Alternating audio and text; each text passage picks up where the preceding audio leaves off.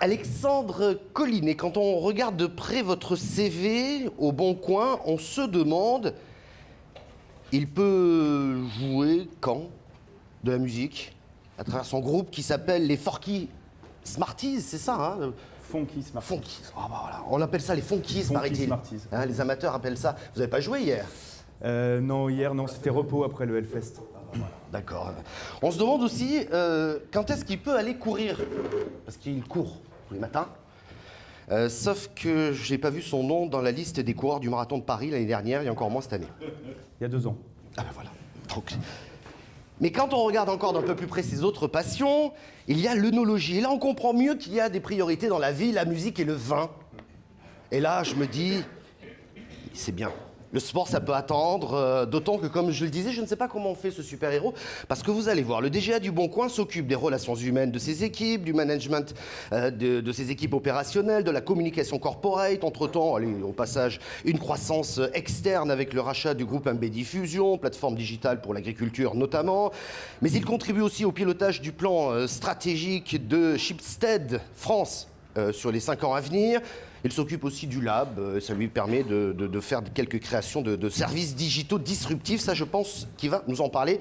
Mais pour mener de front et avec succès tout cela, il faut savoir qu'il est allé à bonne école. Énergie. Groupe Énergie, il a fait 36 000 métiers à la régie, à la prod, à la direction générale. Et c'est d'ailleurs, vous me le direz, je ne sais pas s'il y a des gens d'énergie ici, mais c'est un peu la culture du groupe de Jean-Paul Baudecroux. Alors lorsqu'il rejoint le Bon Coin en 2010, il aurait pu aller chez Georgette. Ça sonne moins bien. Georgette, c'était le nom de code du Bon Coin, c'est ça? Ouais, faut pas dire ça à Olivier Zac, qui est le fondateur, parce que c'était le nom de sa grand-mère, surtout. Ah oui, mais enfin, en même temps, vous dire, j'ai acheté ça chez Georgette, c'est un peu... Hein, bah. Le Bon Coin, c'était mieux. Le Bon Coin, c'est toi. Alors, à cette époque-là, ils sont une quinzaine. C'est une petite PME à ce moment-là, et c'était beaucoup plus tranquille qu'un grand groupe comme Énergie. Mais, mon œil, ça dure pas longtemps, cette affaire-là. Ça dure pas longtemps, puisque le Bon Coin devrait compter 700 salariés à la fin de cette année, 2 fois plus qu'Énergie. Et je crois savoir, Alexandre, que vous connaissez le prénom de chacun d'entre eux, pratiquement. Il y a des caméras, on va dire oui. Non, j'ai tenu le compte pendant pas mal de temps, effectivement, parce que je voyais tout le monde en entretien. Je dois avouer que depuis 1 an, ça devient plus dur. Ça devient plus dur. Bah, vous êtes 700 hein, bientôt. En tout cas, cette génération Y que vous dirigez, puisqu'ils sont majoritaires chez vous, il tient beaucoup, effectivement, à avoir cette convivialité. C'est aussi une forme de management particulière hein, pour que tout ce beau monde se sente bien au Bon Coin, où il fait bon travailler. C'est ce que nous disait Laurent Verglas, puisque Best Workplace France vous a effectivement donné ce prix, où il fait bon travailler au Bon Coin. Et enfin, dans leurs nouveaux locaux, dans le 10e arrondissement, franchement, ils sont là depuis quelques mois et on a tous envie de dire qu'on a envie d'aller au Bon Coin. Merci Alexandre. Alexandre, merci monsieur. Pour commencer, un petit mot, peut-être en chiffres, pour illustrer le Bon Coin aujourd'hui. Alors ça fait un peu liste à l'après-vert, mais on peut, en termes de business, on fait 212 millions de CA, en tout cas c'est le CA qu'on a fait l'année dernière, ce qui est un chiffre qui est quand même important chez les pure players. Ce qui est d'autant plus important, c'est la marge, puisqu'on fait 60% de marge. Voilà. Donc ça, on va dire que c'est l'aspect business. On est le site leader en IMO, en auto, en emploi, qui est un sujet qui intéresse toutes les personnes présentes ici. Mais également, en termes de puissance publicitaire, on est le 4e site français, selon Médiamétrie, derrière Google, Facebook et YouTube. Voilà, donc l'histoire, elle est belle, mais j'espère qu'elle n'est pas finie. Et c'est mon job aujourd'hui, en fait, c'est de faire en sorte qu'elle continue. Bon, on va parler des projets, bien sûr, mais dans ce contexte, parce qu'à la base, c'est quand même un site de petites annonces que vous avez su moderniser considérablement grâce au digital. Ce qui ne se voit pas forcément sur la homepage, mais... Oui, enfin bon, il y a une petite annonce, reste une petite annonce après tout, mais c'est quand même très concurrentiel, quoi qu'on en dise. Quelle est la feuille de route? Vous dites que vous voulez toucher tous les Français en 2020. Alors c'est l'objectif qu'on s'est fixé, oui, c'est celui-là. En fait, notre boulot, c'est de faciliter les échanges entre Français au quotidien. Et on s'est dit, si on arrive à faire ça, on devrait être capable de faire ce que globalement seul Google fait en France aujourd'hui, c'est d'arriver à toucher tous les Français sur une année. Donc pour ça, le Bon Coin va faire une grande partie du boulot. Et puis derrière, on va essayer de construire un écosystème de services additionnels, certains dédiés aux particuliers, comme le dénicheur, qui est un comparateur de prix très axé utilisateur, certains dédiés plutôt aux professionnels, comme effectivement la plateforme agricole dont vous avez parlé. Ouais. Voilà donc, mais ça veut dire que les projets aussi pour la feuille de route pour 2020, il y a d'autres services digitaux disruptifs qui viennent compléter, je dirais, la palette de propositions que vous offrez déjà aujourd'hui aux Français? Alors oui, c'est en cours, on y travaille. Alors juste, ça c'est l'instant humilité quand même, tout ça je ne le fais pas tout seul.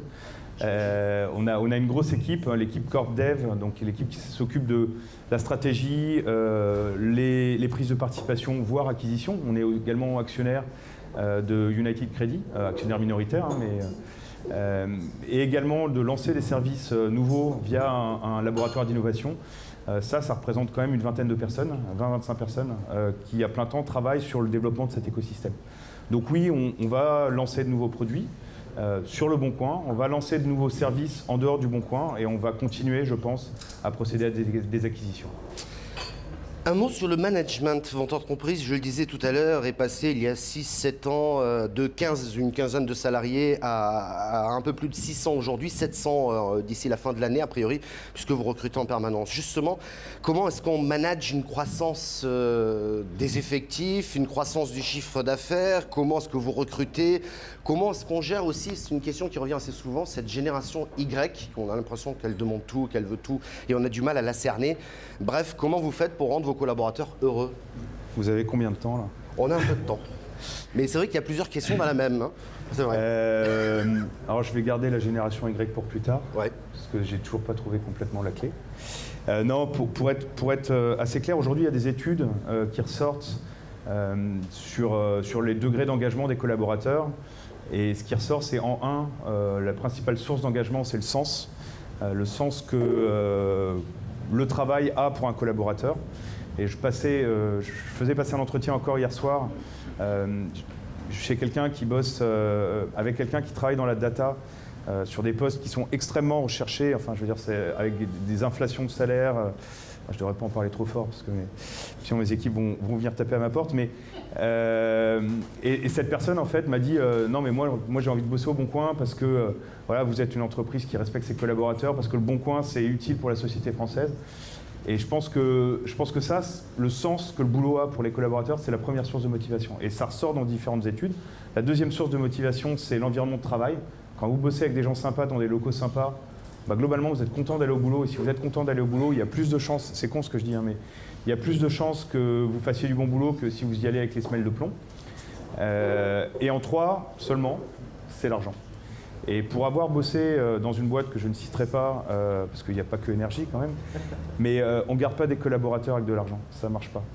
Donc nous, on travaille beaucoup les 3 dimensions, mais beaucoup plus les 2 premières que la 3e. Ça veut dire quoi? Que le CV est moins important que le profil et la personnalité du candidat qui veut venir travailler chez vous? Oui, la personnalité a été extrêmement importante dans nos processus de sélection, surtout au début.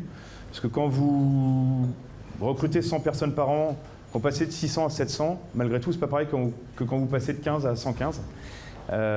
Donc pour que la mayonnaise, elle prenne, il faut être sûr de mettre les bons ingrédients. Et donc on a effectivement privilégié, on savait exactement ce qu'on voulait. On était quand même 3-4 managers de 32, 33 ans qui avaient déjà 10 ans d'expérience pro, au moment où il a fallu passer de 15 à 100. Donc on avait cette expérience-là, on avait bossé dans des boîtes qui étaient super, mais parfois un peu plus dures.